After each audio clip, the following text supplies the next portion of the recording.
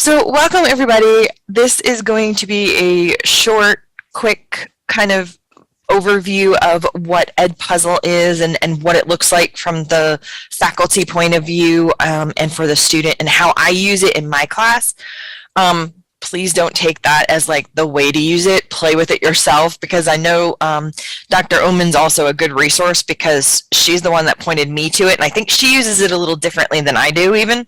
So it's, you know, it's very flexible, but the main purpose of it is so that we can see who is watching our lectures, how long they're watching it, kind of forcing them to watch it for, like, I mean, I hate saying that, but it's kind of what we're doing. But it is easier to keep track of in that way. So if you go to edpuzzle.com, if you don't have a login, you can go to sign up. Now, the nice thing when you go to login, you are going to indicate that you're a teacher. You should have this sign in with Google here at the bottom. Now, one thing that students do get hung up with is they're like, I don't have an account, da-da-da-da-da. Tell them to click the sign in with Google. It uses the one-stop shop type login, and we can log in with our Carolina University email. So that makes it really, really easy. You don't have to remember like another password and user. So it's the same for the students. And I do have a little tutorial for students that I can send out to, you know, you guys as well, and, you know, to kind of go through it. So this is kind of what your little dashboard looks like. So what you have is you have content and you have classes. So your content is going to be any videos that you want, and I usually post mine up in YouTube. So EdPuzzle will hold lectures and videos, and you can record through EdPuzzle, but I find that with the free accounts that we have, we kind of use up the free space really quickly.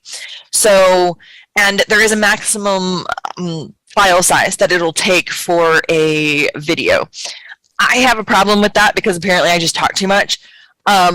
So I usually host mine up on YouTube, and I apologize for making it weird, but my Zoom is like covering my other one.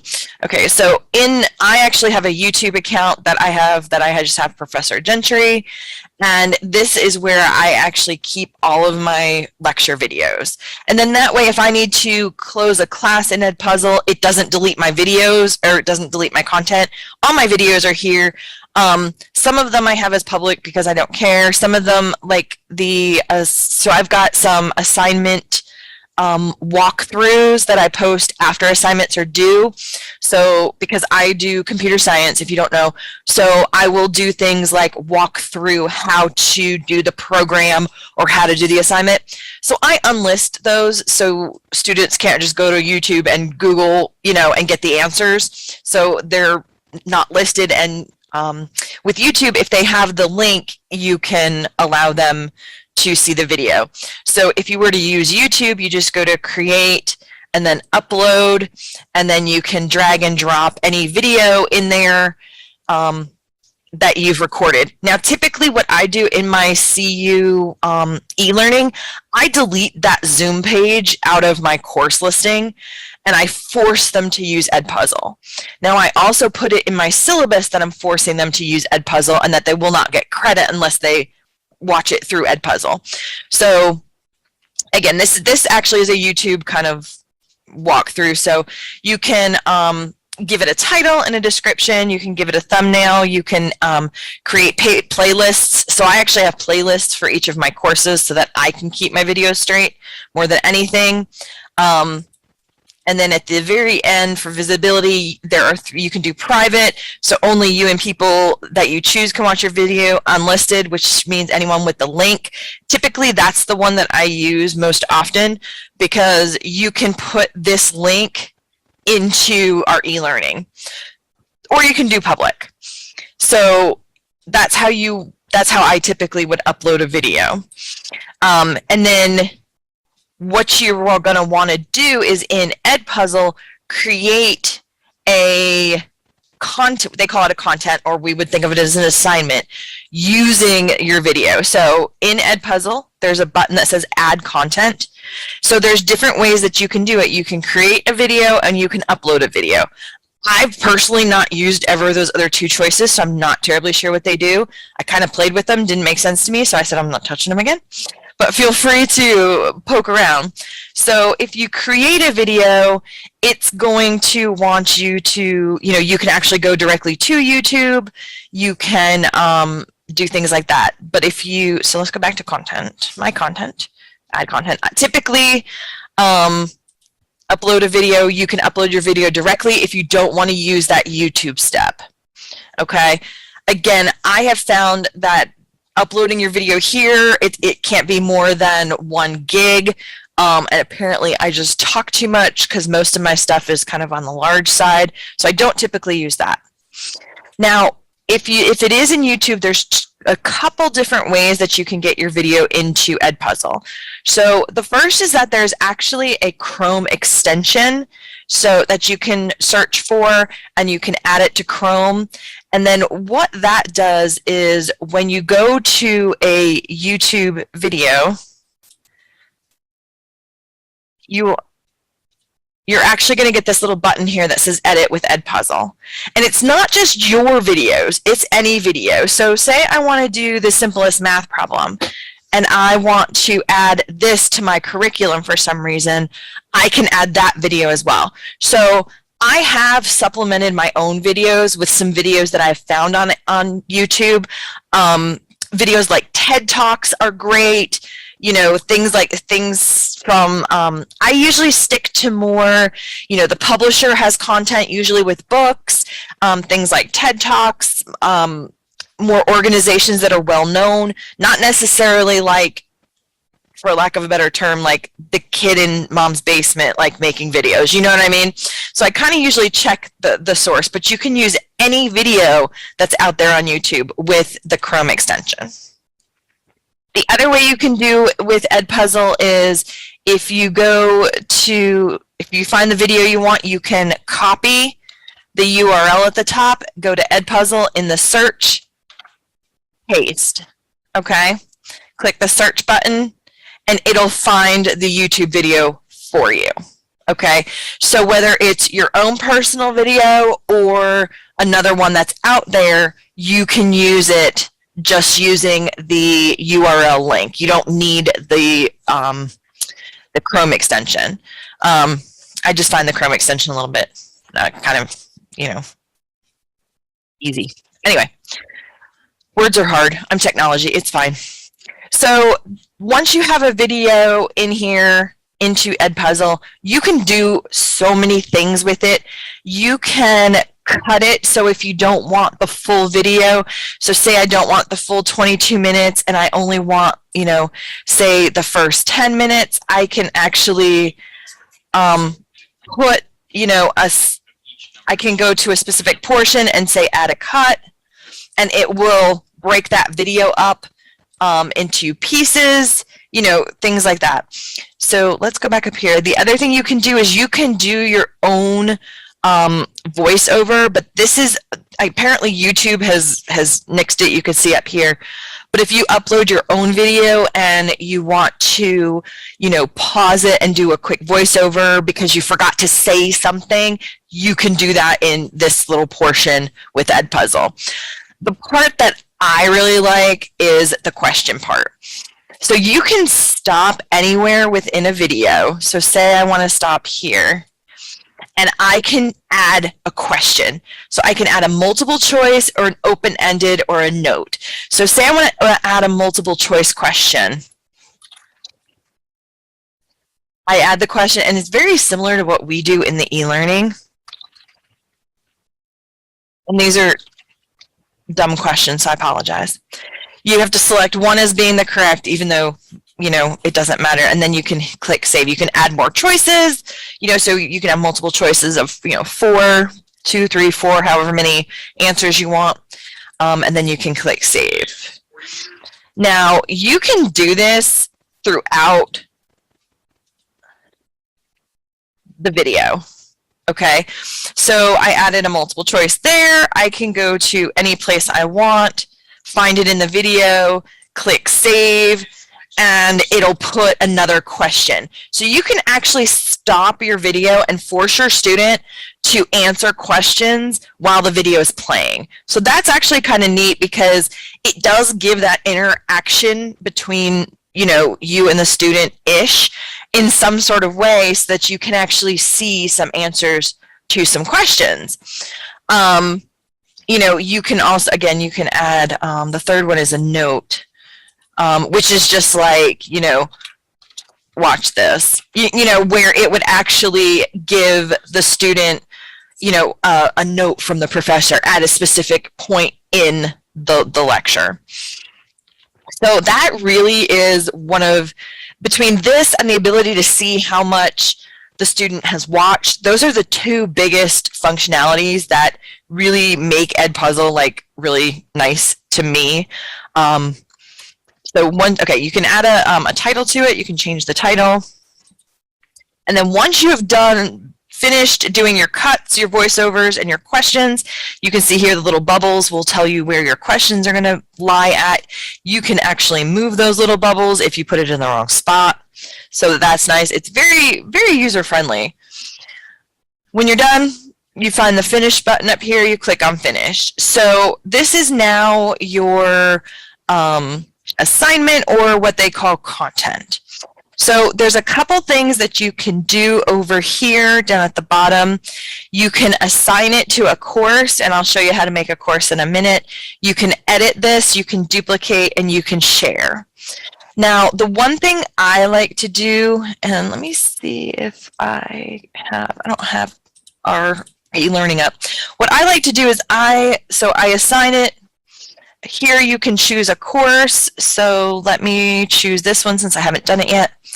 You can actually put a start date and a due date. So for my course over the summer, it was a Tuesday, Thursday. I would typically, you know, record the videos early and say, do it on August 10th at 9 a.m. because that's what time I told the students the videos would be posted. And then I gave them a week to watch it. So I can say it will be available from August 10th at 9 a.m. and then the due date, and then hit save. Some choices you have here, I always turn on the closed captioning, because if you have a student that has issues and needs the, you know, the closed captioning, I always turn that on. And I typically prevent skipping. So prevent skipping will not allow the student to skip ahead. They can go backwards and re-watch portions of the video. Yes. We can see the students answer. We'll get there. But the prevent skipping, it will not allow them to skip forward. It'll allow them to go backwards and rewatch, but you just cannot use that fast forward button. So some students of mine were concerned about being able to rewatch sections of the video. You can go back, you just can't skip forward. So that's usually what happens. So then once I assign it to the class, I click assign. And then here is basically what the video looks like.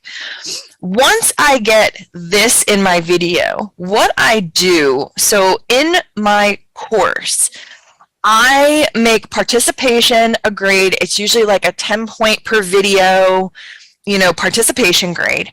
So in each, try and find it, I actually make an assignment that is called participation. Can you guys see my e-learning now? Yeah? Okay. So I actually make an assignment. It's called participation. It is, here, I'll show you how I edit. It is typically for the whole class. There is an end date. It is a credit, no credit, 10 points. It is a basic format because I'm going to have to go in and do it by hand. No, Jesse, once they skip backwards, they have to continuously watch. It won't allow them to skip forward. So I'm just, sorry, I'm multitasking. And then typically what I do, I go to the instructions and files, and when you create your assignment here at the bottom, it says share. If you click on share, it'll give you the ability to embed the video. This is embedding the video just like we embed any other videos in any of our other assignments. So typically what I do is I will copy that right there, come back to my course, and I usually put it in the instructions in the participation. And I'll explain why I do that, because I didn't do that before. But so I come in here, you hit the two little pointy brackets, you hit paste, you hit save, and see, there's my video. Okay, so I'm going to hit save. Now, let me view it as a student. So I want to show you what the student is going to see. So when the student comes in, I got tons of videos, I'm sorry. Class 1 participation. So this is what your student is going to see. So your student is going to come down here and say this participation is included your final grade, it's credit, no credit, and then here is your video. Okay, they can actually watch the video directly from EdPuzzle. They can click the Get Started. The video is going to show here. You can go full screen with the video, which I don't think you can see, but that's okay. But you can watch it directly through e-learning. And no one wants to hear me. So we can watch it directly through e-learning, and you don't have to go to the EdPuzzle, at least as far as the student goes. So it makes it very convenient for them to find the videos. Now, when I was putting the videos in, like where the unit detail was, it comes up, everything that comes up in here, as you saw, you see all these videos every single time you go through, and it just scrolls your screen. So these were videos that they have to watch on just how to use EdPuzzle, general class information, and then these were some homework answers that I had given them. These I did not put through EdPuzzle because honestly, to me, it was up to them if they watched it. You know, here's the answers to your homework. If you want to go back and see how I did it versus how you did it and kind of compare, you can look, but that's not the required participation grade. The only thing I'm looking for is the lecture. So it separated out that lecture for the students so that they say, oh, okay, in order to find the lecture, I have to go click on that participation, and that's the lecture that she's looking for me to watch. So that was kind of a way to separate. Now, if you go up to in EdPuzzle to My Classes, the nice thing you can do is you can add a class.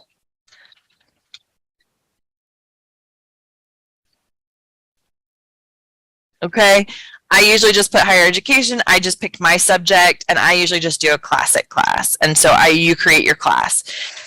Some things you can do with your class is you can invite students.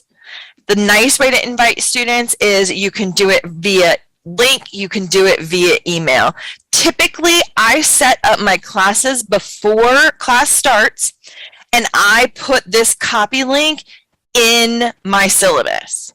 So in my syllabus, let me see if I can pull up my syllabus. In my syllabus where I say you need to watch EdPuzzle, you know, this is how we're going to find things, and this is how you're going to get credit, I actually put the link.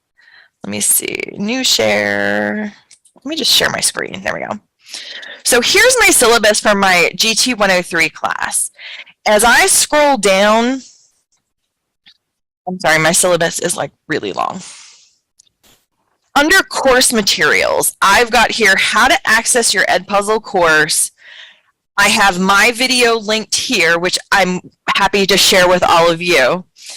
And here's my class link for this course.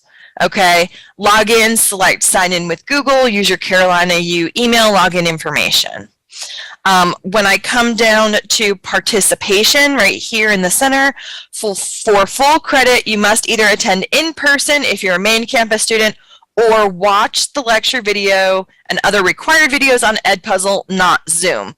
I make sure I put it flat out in my syllabus in black and white. This is how you're going to get credit. I also put it's credit, no credit. Yeah. I'll definitely send you guys the link for that video. And I also spell out you have 1 week from the date of the class to watch the lectured video. And I'll be honest, that's for my own sanity because I don't want to keep, you know, checking to see who watched and who didn't. So really that's for my own sanity. But I do put that you have to use EdPuzzle in my syllabus so that it is clear as day. I also do put this link in an announcement in all of my courses at the very beginning. Typically, you know, I put it everywhere that I think that they could find it, you know, in reality. I think for over the summer, I sent an email as well and say, make sure, you know, you guys all attend this. So I'm going to switch now to the course that I used over the summer. I used this, so CS 105 was the course I used over the summer. Here are all my students, including myself, but these are all my students that had logged in and used the class. Now, let's see if I can go to my assignments. Here's my assignment list. So you can see here, these are all of my lectures, 1 through 11, well, 12, and the start dates and the end dates, and you can see how many have turned it in. So right now, the only current lecture I have still out there is the very last lecture. So I think Yoon Jung had asked the question about seeing the students' progress. So once I click on the lecture, I can actually see, you know, who watched it, who didn't, who watched partial. Let me go back to one of the ones that are completed. So if it's yellow, it means that there's some partial. If it's red, it means there are some that have not been watched. So let's look at lecture 6. So here I can see, you know, you can see who has watched it 100%, who has not. What I usually do is, because it's credit, no credit, I just go into that screen on e-learning and click, you know, the X. Let's see, let's go back to the regular view. I typically go back into this screen and just, I put my screen side by side and I say yes watched, no watched, and the only thing with this is you do have to do that portion by hand. It's not that difficult, to be honest. It goes pretty quick. You can search on last watched. So typically what I'll do is I'll check like on Tuesdays and Thursdays, and I'll be like, okay, well, I checked up to the 15th. I got to check on the 20th. You know, and so I just do those. If you go back, also, it will tell you how many of them you should have as being 100% watched. Like this one, I only had 1 student. Apparently my students gave up after lecture 10. You know, welcome to higher ed. But you can see I had a majority of my students, you know, at the very beginning, I had a lot more watching than towards the end. So if I come back here to lecture 11, I should have 6 people that watched it. I could go into my e-learning and count 1, 2, 3, 4, 5, 6 here, or it'll actually tell you how many people have watched it. Let's see if I go back to 11. I haven't taken my exam yet either. It's fine. Everything's great. So here I can actually say, look here very quickly and say 6 students have full credit, and then I can compare that to on EdPuzzle how many students, which one did I pick? I guess if I was more organized, y'all, 9. See, there's 6. So it's kind of very easy to visually see it, but you are going to have both windows open at the same time. Now, one other thing in EdPuzzle to find questions, this one's a really good one. I've got quite a few questions in this one. This is my pre-course questionnaire. So if I click on one individual, you can see I've got several different questions marked throughout. This is where you can find the answers to those questions. So my first question I always ask is like, what should Professor Gentry call me? That way, and I've had a lot of nicknames and things like that. So, and what pronouns? So that's the first question I ask all of my students. Do you have any questions or concerns about technology? Yes or no. You can see the student checked no. Do you have the book? The student replied, I ordered it. I should have it this week. How are you going to participate? And I put the 3 different choices. This is a communication preference. And what are your goals for the semester? So you can see each student on a page. You can scroll through your students, but you can also come over here and say download grades, include the questions and responses, and it will give you an Excel spreadsheet of all of the answers for all your students. So here's that first student. There's their username, email, their grade, how long they spent on the video. It says 3 minutes right here in black and white. They watched 100% of the video. So you can download this grade report for each video, and it explicitly says what percentage of the video that student watched. So you can go back to the student and be like, hey, you only watched 5% of this video. You know, you might want to finish up watching the video, and you might have a few, some better answers. You can also go here. So what should Professor Gentry call me? These are all of the answers I got from the students as you kind of scroll down. Like this one's a good example of this one. He actually goes by Lee, and it's not his first name, so it's his middle name. So at least I knew when I got an email from Lee, I knew who it was. Here's all of the answers. So you can look at the answers one by one per student, or you can download them as a whole. And the formatting that it spits out isn't the best, but that's fixable. It's not something that's, kind of like a deal breaker, at least to me. I can't believe that I've got students that watched all the video. I was trying to find one where they only watched a portion of the video. Let's see. Usually it shows up yellow here. Some other things you can do, so if you have a student, you can reset their progress. So if for some reason you want to just basically wipe out their attempt, you can reset it. The other thing you can do is unassign. So this person dropped my class, so I can click unassign, and it takes them out of, the list of the class. You can also delete the assignment if you need to. I'm trying to think of what else. Does anyone have any questions so far? I mean, I feel like I've spouted out 30 minutes of a lot of stuff. Questions? Anybody? Like I said, I'm more than happy to help.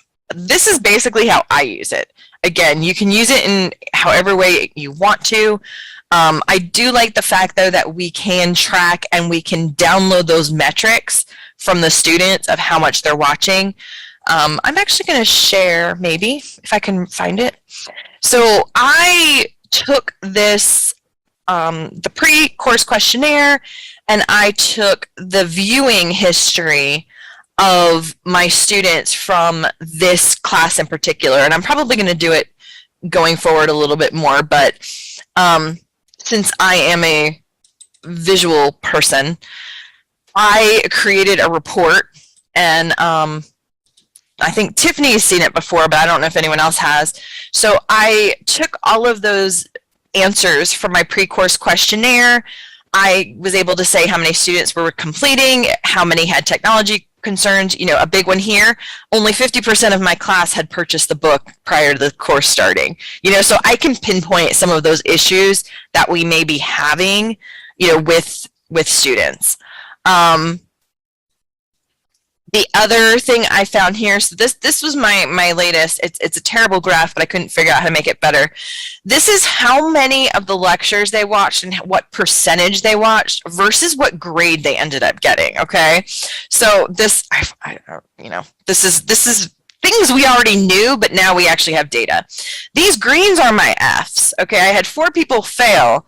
But those 4 students watched less than 35% of all of the lectures I put up for the entire term. Okay, I've got some Bs, and my As, Bs, and Cs are the blue and the orange and the gray. They all watched over 50% of the total lectures. Okay, so getting this kind of data about our students is really, I think, going to help reinforce them watching lectures and us being able to see that they watched lectures. Until I started using EdPuzzle, I was using the Zoom like everyone else, and it was very frustrating on my part because I felt like I was getting asked questions that weren't being answered in the videos, so it was hard for me to tell whether they had watched it or not. With EdPuzzle, I was very confident this summer when I got a question, going into EdPuzzle, seeing if that student had watched the lecture, and if not, saying, hey, do me a favor, watch the lecture. Here's the link. Let me know if you still don't have the answer to your question. Okay, so I was able to circle back and kind of point them to using those lectures a lot more because I had more information about what they were doing. I'm not trying to micromanage my students. I'm just trying to give the best, you know, information that I can and put it out there. I don't know. Is there any other questions? Yeah, I'll send out the link that I have on for my student side out to the faculty email so everybody can have that link. But any questions? Yeah, I have one. Yeah. Can you go to your that e-learning that you create as a dummy one right now? For EdPuzzle? Yeah, but in our e-learning. No, not here. Oh, this one? Yeah, participation. Can you go to the video? Yeah. Yeah, no, I want that in one? I want in the student view? Yes. Ah, gotcha. Okay. So those aren't the ones that are in e-learning. This is the one that's in e-learning. Yeah, that's one. So over here now they can watch it. I mean, like just clicking there, right? Mm-hmm. Yeah. Can they actually? Let me see if I can. It may not let me log out because I'm logged in like 5 windows, but it'll have a button here that says log in, and it'll require them to log in to watch it, and it does record the percentage even though they're watching it through e-learning. Okay. And can they watch without logging? No. Okay. And that's why I remove, if you look over here, I don't have that Zoom page over here. So if you, let me go back, let's do a quick e-learning. So if you go to Course Manager and you go to Pages, typically one of our pages, it says Zoom already on it, right? You can click this red button and it'll get rid of that page. So the other thing I do is I do set up my Zoom not to record to the cloud, it records to my local machine because again, that gives me more power and the student can't just go out on the Zoom cloud and go and watch it. But let me see if one of mine, I don't know if I set this, no, I took out the Zoom page out of all my courses. But yeah, if you go to Course Manager, you can, and Pages, you can delete the Zoom page because a lot of the students have been that's how they've been accessing it is through that Zoom page. And if they access it through Zoom page, it doesn't give them any credit. So I just got rid of that method altogether and hid it from the student so they can't find it.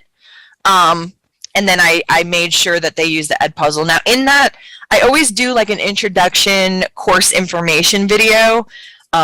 Typically for my online students, and one of the things I do in there is walk through how to watch the videos, and I reinforce that you have to watch it through EdPuzzle. So once you log in, if you are logging in let me log in as a student, the students can actually watch it through EdPuzzle. What the student is going to see, sorry, that's my puppy, is it'll have their classes that they've signed up for over here on the end. Oh, come here, dude. And they will be able to see all of the lectures that have been assigned to them by their professor. They can watch it here or they can watch it through e-learning. Either way, they'll get the credit for it.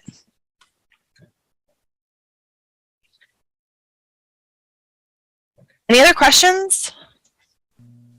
I'm sure as you guys try to use it, you're going to think of some other questions. So, hi Jennifer. Hey, how are you? Can you hear me?